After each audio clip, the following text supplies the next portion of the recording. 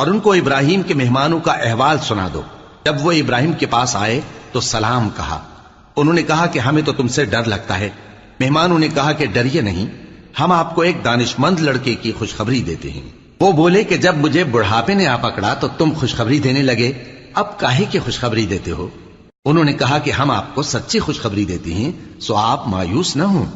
ابراہیم نے کہا کہ اللہ کی رحمت سے مایوس ہونا تو گمراہوں کا کام ہے۔ پھر کہنے لگے کہ فرشتوں، تمہارا اصل کام کیا ہے؟ انہوں نے کہا کہ ہم ایک گناہگار قوم کی طرف بھیجے گئے ہیں کہ اس کو عذاب کریں، مگر لوط کے گھر والے کہ ان سب کو ہم بچا لیں گے، البتہ ان کی بیوی کہ اس کے لیے ہم نے ٹھہرا دیا ہے کہ وہ پیچھے رہ جائے گی۔ پھر جب فرشتے لوط کے گھر آئے تو انہوں نے کہا کہ تم تو ناآشنا سے لوگ ہو۔ وہ بولے کہ نہیں، بلکہ ہم آپ کے پاس وہ چیز لے کر آئے ہیں جس میں لوگ شک کرتے تھے، اور ہم آپ کے پاس یقینی بات لے کر آئے ہیں اور ہم سچ کہتے ہیں۔ تو آپ کچھ رات رہے سے اپنے گھر والوں کو لے نکلیں اور خود ان کے پیچھے چلیں، اور آپ میں سے کوئی شخص پیچھے مڑ کر نہ دیکھے، اور جہاں آپ کو حکم ہو وہاں چلے جائیے۔ اور ہم نے لوط کی طرف وہی بھیجی کہ ان لوگوں کی جڑ صبح ہوتے ہوتے کاٹ دی جائے گی۔ اور اہل شہر لوط کے پاس خوش خوش دوڑے آئے۔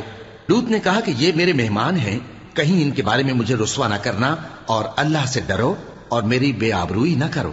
وہ بولے، کیا ہم نے تم کو سارے جہان کی حمایت و طرفداری سے منع نہیں کیا؟ انہوں نے کہا کہ اگر تمہیں کرنا ہی ہے تو یہ میری قوم کی لڑکیاں ہیں، ان سے شادی کر لو۔ اے نبی، تمہاری جان کی قسم، وہ اپنی مستی میں مدہوش ہو رہے تھے، سو ان کو سورج نکلتے نکلتے چنگھاڑ نے آ پکڑا، اور ہم نے ان بستیوں کو الٹ کر نیچے اوپر کر دیا اور ان پر کھنگر کی پتھریاں برسائیں۔ بے شک اس قصے میں اہل فراست کے لیے نشانی ہے، اور وہ بستیاں اب تک شام جانے والے سیدھے رستے پر موجود ہیں۔